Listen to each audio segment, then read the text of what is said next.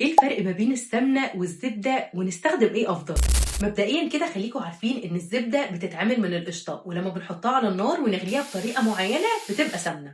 تعالوا نعمل مقارنة كده سريعة ما بينهم علشان تعرفوا الفرق. بالنسبة للزبدة فهي طعمها خفيف وناعم، اما السمنة طعمها غني وقوي.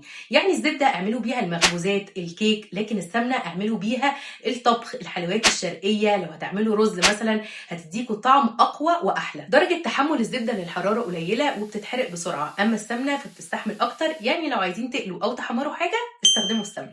الزبدة الدهون والسعرات اقل نسبيا، اما السمنة اعلى دهون وسعرات حرارية، بس برضو بحبها اكتر عشان بتدي طعم كده. ايوه يعني نستخدم ايه برضو فيهم؟ احنا كده هنتوه. بصوا انا هديكم الخلاصه. لو عايزين طعم مميز وقوي في الاكل استخدموا السمنه، وخصوصا السمنه الجاموسي. اما لو عايزين حاجه مناسبه للدايت وخفيفه كده وخصوصا لصحه القلب استخدموا الزبده. طب لو انتوا في الوسط زي كده ومش عايزين تحرموا نفسكم من حاجه، انا عن نفسي بستخدم الاثنين على حسب هطبخ ايه، لان الاثنين دهون طبيعيه مليانين فوائد ومليانين مضادات اكسده. اظن كده فهمتوا الفرق ما بين السمنه والزبده، ولا ايه؟ انتوا بقى اكتبوا لي في الكومنتس الفرق ما بين السمنه الجاموسي والبقري، ولا نعمل لها فيديو تاني.